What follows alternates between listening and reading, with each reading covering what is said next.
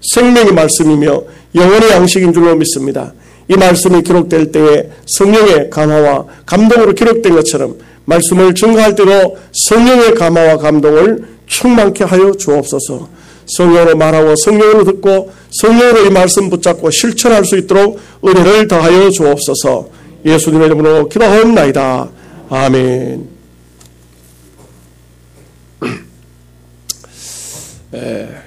인간의 품성을 옛날에 그 동양의 어떤 학자들이 사람은 태어날 때부터 악하다. 또 어떤 사람은 태어날 때는 원래 선한데 살아가면서 악해졌다. 그래서 태어날 때부터 악하다는 사람은 성악설을, 또 선했다는 사람은 성선설을 주장했습니다. 그러나 근본적으로 보면 사람은 성령으로 거듭나면 하나님의 사람이 되어지면 성령께서 그 마음을 붙잡으면 겸손하게 선하게 아름다운 삶이 될 수 있습니다. 우리가 사람들 관계 속에서의 선은 각자 자기가 마음먹고 또 자기의 삶에 자기가 살아가는 데 따라서 각기 다를 수 있습니다. 다시 말하면 선하게 살고자 애를 쓰고 노력을 하고 마음을 다잡고 하면은 사람과 관계 속에서는 어느 정도 선한 삶을 살 수가 있습니다. 그러나 분명한 것은 완전히 거듭나서 새로운 사람이 되어서 하늘나라에 들어갈 수 있도록 의로운 선한 삶은 성령이 임해야 된다는 것을 알 수가 있습니다. 사울은 처음에 피택될 때는 어떻게 보면은 그 악한 사람이 아닌 것 같습니다. 상당히 그 사울이 피택되었을 때 성경을 보면 겸손한 사람입니다. 그야말로 제비를 뽑아서 기스의 아들 사울이 딱 뽑혔을 때 그는 남의 이삿짐이 있었는데 그 뒤에 가서 숨었습니다. 내가 내 같은 사람이 어떻게 왕이 되겠느냐. 이런 겸손한 자세를 취하고 있습니다. 아버지가 나귀를 잃어버렸다 할 때는 그 나귀를 찾기 위해서 먼 길도 마다하지 않고 다니는 효도성이 굉장히 강한 그런 사람이었습니다. 또 선지자를 만나서 선지자가 이렇게 모든 말씀을 주는데 그 말씀을 그대로 순종하는 하나님의 뜻이라 하니까 말씀대로 순종하는 그런 사람이었던 것을 볼 수가 있습니다. 그런데 문제는 이 사울이 이 훗날 보면은 왕권을 쥐고 한 나라의 통치자가 되었을 때 그는 정말 사람이 달라져 버렸습니다. 얼마나 사람이 교만해지고 악해지고 그리고 자기의 그 자리 왕권을 그대로 유지하기 위해서 자기 사위라도 죽이려고 군인들을 풀어놓는 이런 모습을 볼 수가 있습니다. 그러나 분명한 사실은 성령이 임했을 때에 그 성령의 감동을 따라서 성령의 지시 따라서 살아야 되지 성령의 감동을 자꾸 무시하게 되면은 사울처럼 될 수도 있습니다. 우리가 하나님의 뜻이 뭔가 하나님의 뜻을 깨닫게 되면 그 하나님의 뜻에 자꾸 순종하는 삶을 살아야 됩니다. 하나님 말씀은 내 마음속에 이렇게 감동을 주는데도 불구하고 그 감동을 무시하고 그 감동을 멀리하고 내 마음대로 살게 되면은 사울같이 좋지 못한 결과가 나올 수도 있다는 것입니다. 그렇기 때문에 오늘 우리는 언제든지 정말 성령이 인도하는 대로 그렇게 살아야 됩니다. 사람들과 사람 관계는 사실 엄격히 따지면 별거 아닙니다. 한 나라에 대통령이 됐다고 해서 특별하게 사람이 달라진 것도 아니고 또 어떤 사람이 무슨 권력을 차지하고 명예를 차지하고 무슨 돈을 많이 벌어서 화려한 삶을 산다 해도 인생은 별반 사실 다르지 않는 것입니다. 그렇기 때문에 우리가 뭔가 얻었다 할 때, 뭔가 가졌다 할 때, 뭔가 있을 때에 겸손한 자세를 취하는 것이 굉장히 중요합니다.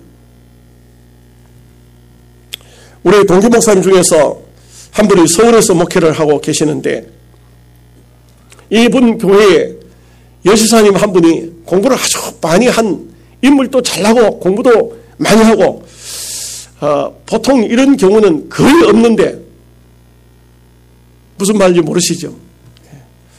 이쁜 사람은 공부를 잘 못하고 못생긴 사람은 공부를 잘하고 이게 하나님이 주신 그 섭리인데 이 사람은 인물도 잘나고 공부도 잘하고 시집도 잘 가서 신랑을 아주 좋은 사람을 만났어요. 훌륭한 사람을 만났어요.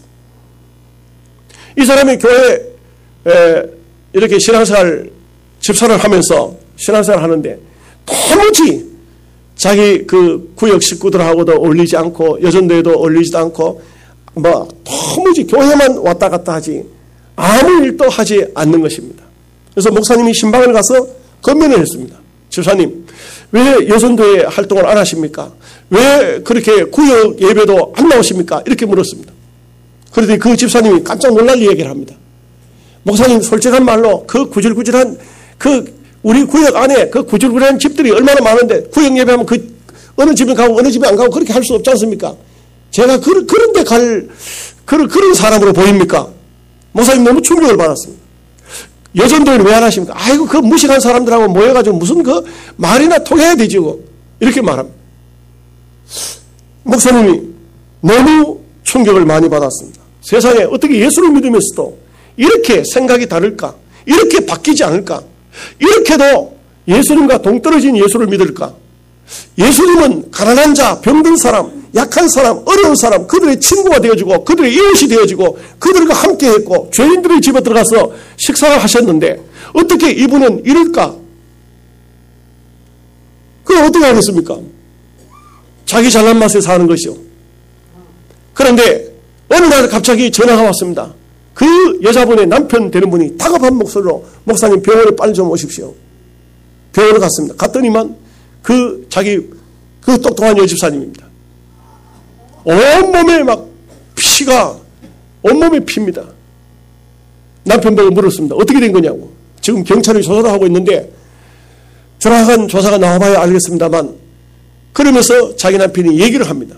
세탁물을 가지고 온 한 청년이 있었는데 세탁이 잘못됐다고 시비가 붙었어요. 이 여집사님하고 옥신각신 얘기를 하다가 이 청년이 머리가 헷가닥해 버렸어요. 소위 열을 확 받아버렸어요. 여러분, 열받은 사람 건드리지 마십시오. 열받으면 돕니다. 머리가. 눈앞에 보이는 게 없습니다. 세탁물 가져왔던 청년이 갑자기 아이들이 가지고 놀던 야구방망이를 가지고 그 여집사를 때렸는데 한 번 때리는 것이 아니고 완전히 죽어라 고 때렸습니다. 머리가 다 터져버렸어요. 야구방망이로만 얼마나 때렸든지 죽으라고 때렸는데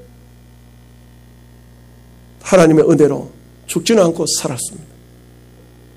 병원에서 온 머리를 붕대로 감고 수술을 하고 뇌수술을 하고 몇 번이나 수술을 해서 겨우 그 사람이 살았습니다. 살기는 살았는데 그 똑똑한 사람이 그 인물 좋은 인물이 다 사라져버렸어요. 그리고 세월이 흘러서 시간이 되니까 상처는 아물지요. 교회를 나왔습니다. 그러고 난 다음에 그 사람이 다른 사람으로 변했습니다. 그때부터는 구역 예배도 잘 가고 그때부터는 여전대도 참석을 잘하고 무슨 말인지 아시죠? 야구 방망이를 좀 맞아야 될 사람 들어있어요.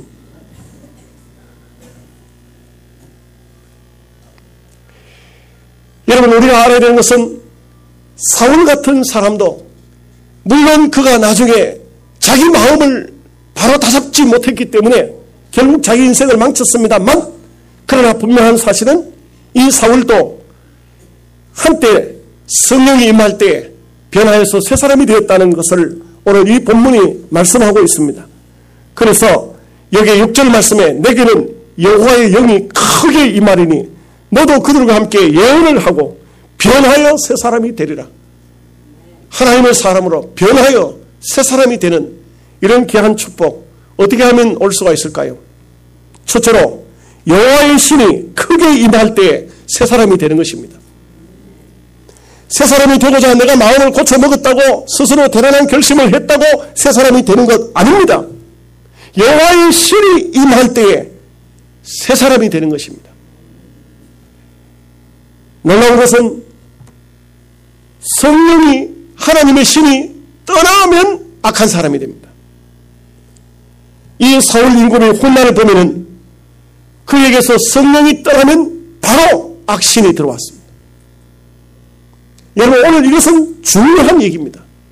내가 성령을 따라 사느냐, 내가 성령을 떠난 삶을 살고 있느냐. 시편 51편 11절에서 12절, 이 시편은 다윗의 시입니다. 나를 주 앞에서 쫓아내지 마시며 주의 성실을 내게서 거두지 마소서. 주의 구원의 즐거움을 내게 회복시키시고 자원하는 심령을 주사 나를 붙드소서. 이게 다윗의 고백입니다. 왜 다윗이 이런 고백했는지 아십니까? 아시죠? 남의 여인을 범했습니다. 그리고 그 남편을 전쟁터에 죽게 했습니다. 가늠죄를 범하고 살인죄를 범했습니다. 그리고 난 다음에 선자의 책망을 받을 때에 이 다윗은 얼마나 통에 잡아가면서 얼마나 울면서 하나님 잘못됐습니다. 그러나 나에게서 성실은 거두지, 성령은 거두지 마시고 구원의 즐거움은 빼앗아가지 마소서.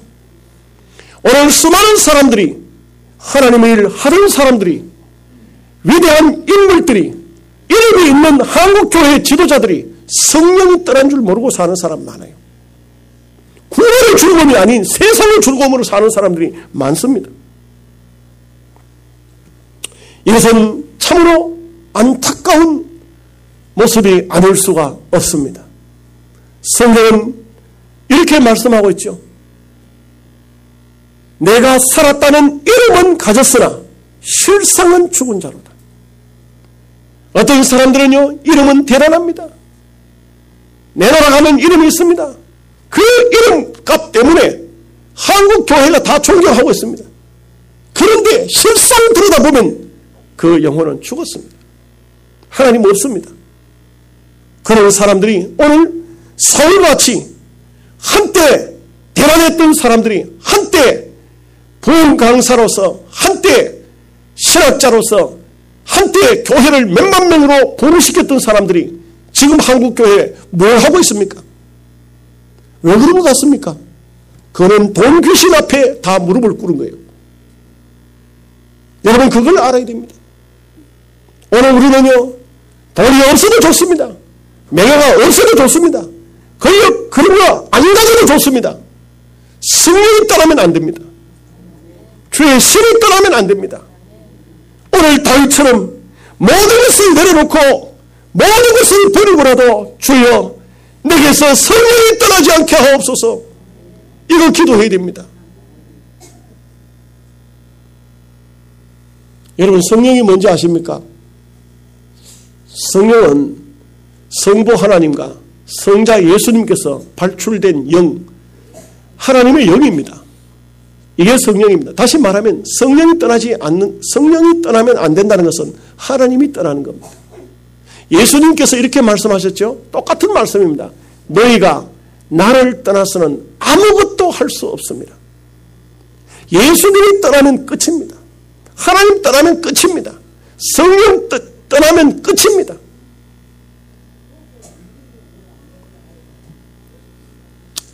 그렇기 때문에 앞으로 집중해 주세요. 놔두세요. 가만 놔두시고 앞으로 집중해 주세요. 그 음악 좀 들으면서 요즘에 아이들은 컴퓨터 하면서 텔레비 보고 텔레비 보면서도 전화 받고 다 하던데 안 됩니까? 그게 집중이? 요가하면서 그림 그린다고 하던데.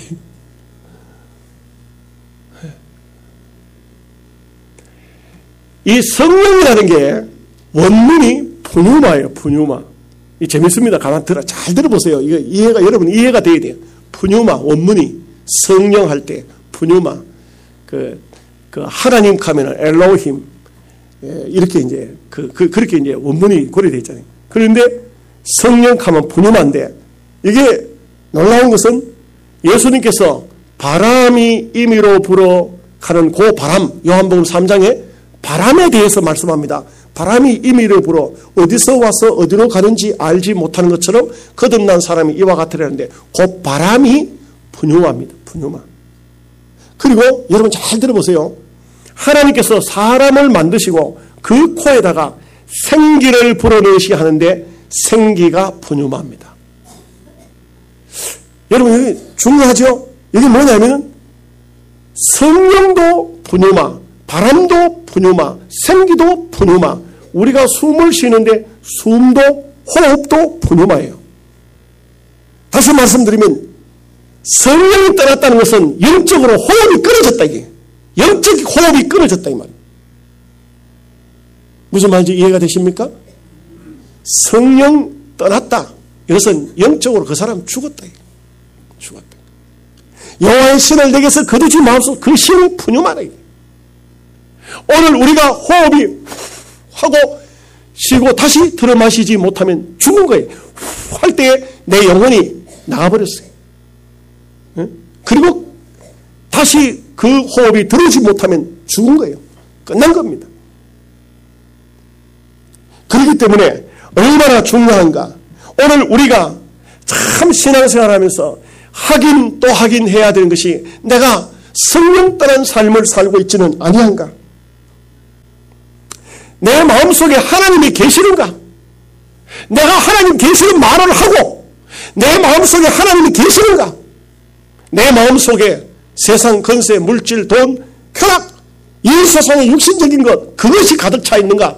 아니면 성령이 나를 인도하고 나를 이끌고 있는가. 고린도전서 3장 16절에 너희가 하나님의 성전인 것과 하나님의 성령이 너희 안에 거하시는 줄을 너희가 알지 못하느냐. 그렇지 않으면 너희가 버리는 자니라. 우리 마음속에 성령이 있느냐? 내 마음속에 성령이 있느냐? 성령이 없느냐? 성령이 있으면 하나님의 사람, 성령이 떠났으면 버린 사람.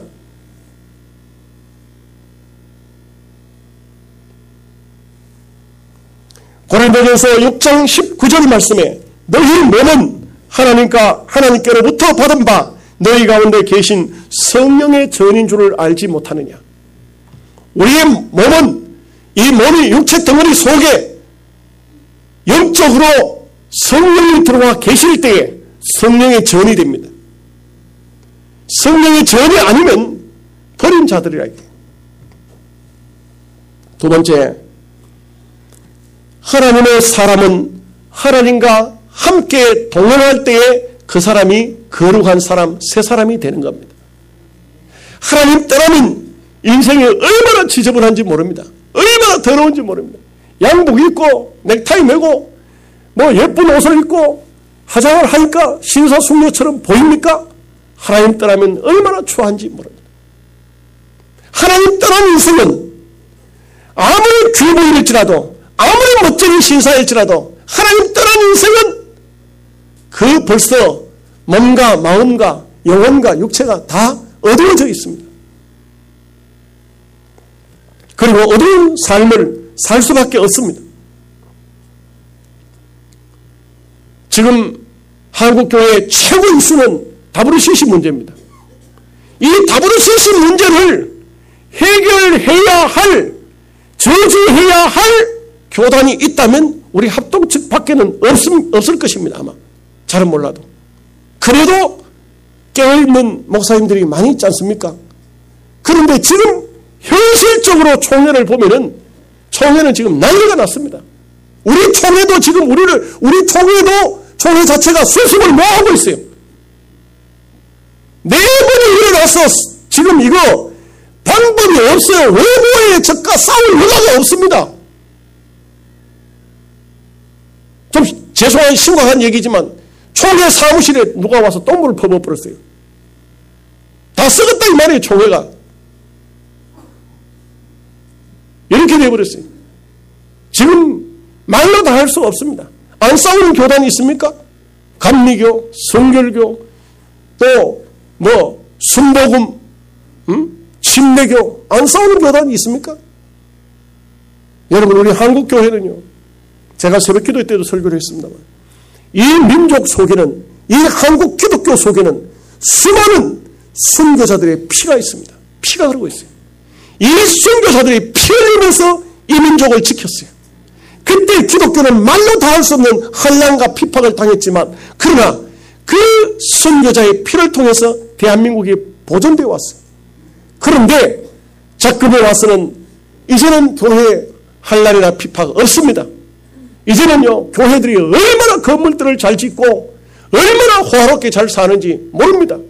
도시교회 같은 데 한번 여러분 가보십시오. 어느 도시든지 한번 가보십시오. 제가 대구 성서에 가서 교회를 쳐봤더니만 500개가 넘더라고요. 대구 성서에만. 교회가 얼마나 많은지 몰라요. 그리고 어지간한 교회는요, 몇백억, 몇천억을 들여서 예배당을 짓습니다.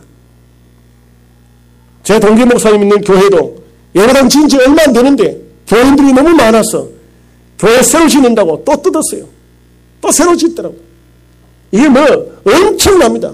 이번에는 몇백억, 몇천억이 들어서 예배당을 짓는다고 합니다. 여러분, 이렇게 한국 교회가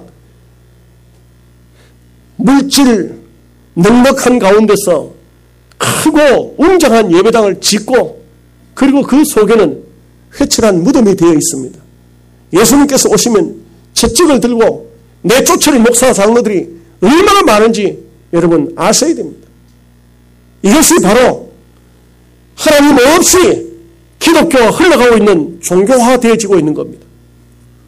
WCC는요, 지금 현재 기독교를 종교화시키겠다는 겁니다. 이걸 아셔야 돼요. WCC가 뭡니까?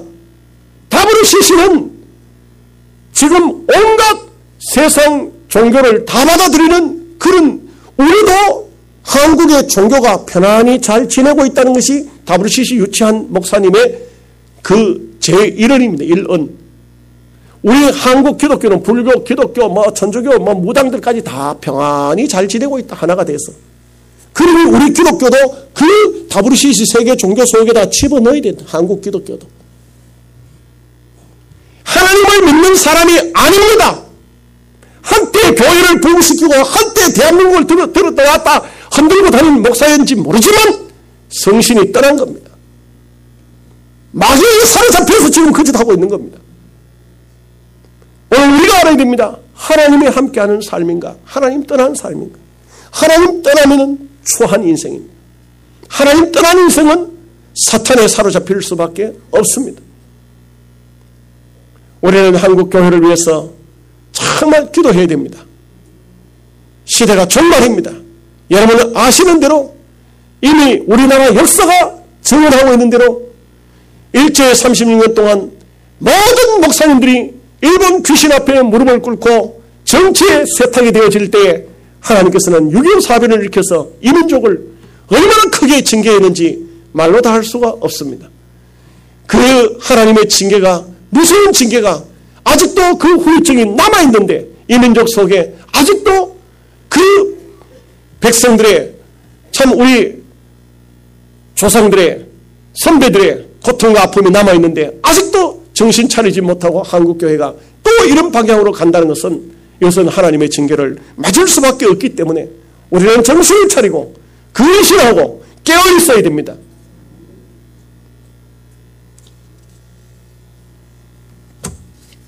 세 번째는 하나님이 새 마음을 주실 때에 새 사람이 됩니다.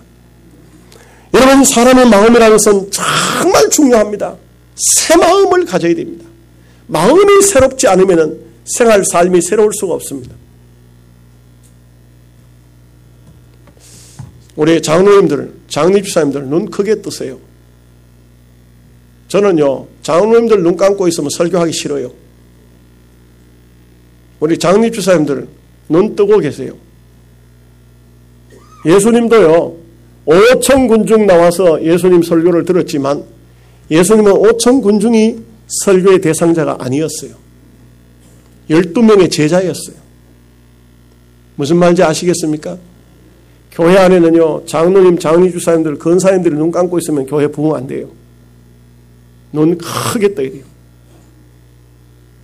예수님 마태복음 5장을 보십시오.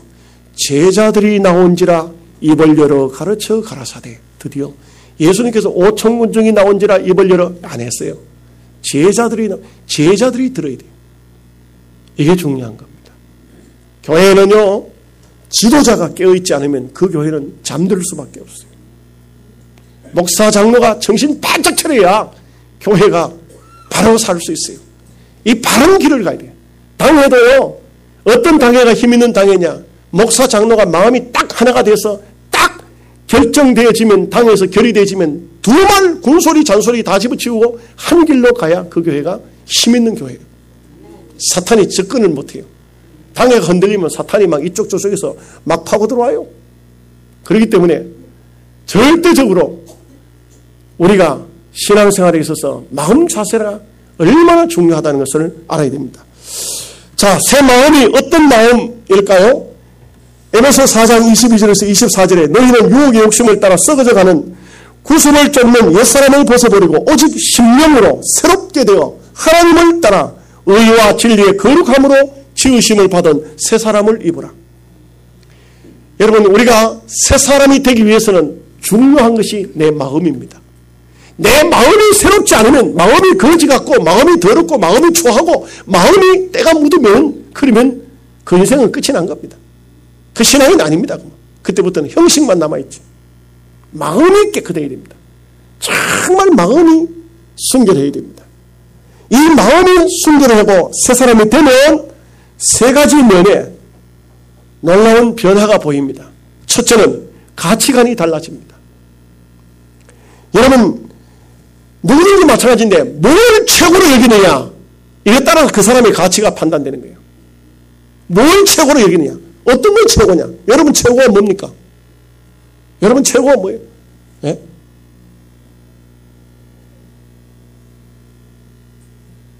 여러분의 최고, 그것이 무엇이냐에 따라서 그 사람의 가치관에 따라서 그 인생이 변하여 새 사람 된 것이냐, 아직도 옛 사람이냐. 예? 저는요, 솔직히 목사님들을 만나서 아직도 변하지 못하고 옛 이야기를 하는 걸 들을 때 굉장히 그 마음이 아파요. 그러면 그 교인들은 어떻게 되겠나 이런 생각이 들어요. 얘기하는 게 전부 세상적이고 육신적이고 인간적이고 이런 말만 늘어놓는 사람들은요, 절대 그 교회 자기가 목회하면 그 교회 교인들을 어떻게 변화시키겠어요? 안 되죠. 자기도 못 변했는데 무슨 누구를 변화시킨다고. 스펄전이 그런 말을 했어요. 요리사가 요리해서 자기는 손끝에 묻은 그것만 빨아먹고 요리는 맛도 못 보는 그런 요리사들. 요리 접시에 손가락 끝에 묻혀서 맛보는 그걸로 끝나는 거예요. 구원의 세계에 들어가지도 못한. 구원의 세계에 들어가지도 못. 오늘 우리가 영적으로 정말 하나님의 세계에 대해서 눈을 뜨고 주님의 세계, 주님의 나라, 하나님 나라, 그것을 바라보고 그것에 초점을 맞춰 살고 있느냐, 아니면 썩어질 이 세상 속에 아직도 육신적으로 쾌락에 빠져서 허덕이고 있느냐, 이 세상에 있느냐, 하늘나라 영원한 세계에 있느냐. 이것은 오늘 우리가 마음을 정해야 될 분명한 선을 그어야 될 것입니다. 예? 참 사람들 중에는요, 전부가 말하는 게 정토록 말하는 것이 돈밖에는 없어. 그러니까 머리가 돌아버리는 거예요. 돈 하니까 돌아보지. 예? 정말 주님을 생각하고 주님의 나라를 생각하고 하나님의 세계를 생각하고 영적인 삶을 좀 더 자기 자신을 향해서 살피고 그렇게 살아갈 수 있는 그런 믿음의 사람이 가치관이 달라진 거예요. 여러분, 사람이 가치관이 바뀔 때는 두 가지 종류가 있어요. 두 가지 종류. 옛날에 지금처럼 이렇게 이렇게 시장에 가면은 잘 이렇게 분업이 된 게 아니고, 옛날에는 누구든지 소 잡아가지고 허가 받으면 소 잡아가지고 고기 갖다 놓고 돼지 갖다 고기 갖다 놓고 시장 중간에서 칼로 삐져가지고 달아가지고 파는 그런 때 얘기입니다. 뭐 말인지 아시겠죠? 그때에 한 번은 시장에 보면은 늘 고기를 팔러 나올 사람이 있는데, 이 사람이 얼마나 구두쇠인지 저울 묶음에 하나라도 더 가면 그 칼 가지고 잘라내는 거예요. 이게. 얼마나 지독한 사람, 한 사람도 더 주는 법이 없어요. 그냥 저울 딱 갖다 놓고 그렇게 파는 사람. 근데 어느 날 그 사람의 특성을 알게 됐어요. 이 사람을 장에 와서 그 시장 장사하기 전에 그 사람한테 해장술을 먹이는 거예요. 해장술을 먹이면은 이 사람이 아이, 내 장봐야 술 먹으면, 아이, 공짜인데 먹어. 공짜로 가니까 또 이거 안 먹을 수 없네. 이거. 그래, 공짜로 해장술을 먹었어요. 술이 좀 건하게 취해버리니까요. 까짓 그 고기 푹푹 빚어가지고 더 가져가라고 막 줘보는 거예요. 아이, 그렇게 인색하고 그렇게 지독한 사람이 술에 취해놓으니까 고기 막 푹푹 빚어가지고 막 줘보는 거예요. 그렇게 아예 장꾼들이 고기 얻어 먹으려고 하면 미리 그 사람한테 해장술부터 먹이는 거예요. 술 취하면은요, 마음이 아주 너그러워지고 후해져. 되게 인색한 사람이 끄달라고 데려다 또 한 가지가 있어요. 성령에 충만하면 니건 내 것이 없어요. 성경을 통해 보면은 성령에 충만하면은요, 성령 충만한 사람은요, 자기 것이 아까운 것이 없어요. 모든 것을 다 줘도 아깝지 않아요. 이게요, 영적인 가치관이에요. 정말 이 세상의 것은 아무것도 아니다 이 말이에요. 까짓 그거 더 있으면 뭐하냐. 우리 기독교의 선구자들이라고 말할 수 있는 뭐 도산 안창호 선생이라든지 월남 이상재 선생님, 남궁옥 선생이라든지 무슨 이런 월남 이상재 선생님 이런 사람들은요, 마지막 죽었을 때 가보면요, 다 남을 위해서 줘버리고 다 줘버리고 마지막에 가서는요, 뭐 거의 남강 선생 같은 경우도 마지막 장례식 치르러 가서 보니까 아무것도 없는 입고 다니는 겉옷 한 벌, 이게요 봄, 여름, 가을, 겨울 4계절용이라 여름에는 더우니까 벗어서 들고 다니고 필요할 때만 입고, 겨울에는 그거 입고 그 위에다 또 뭐 하나 좀 더 입든지 속에 네일을 입든지 그렇게 하고 4계절용 그거 하나 하고 밥그릇 숟가락 이거밖에 없다. 다 줘버렸어.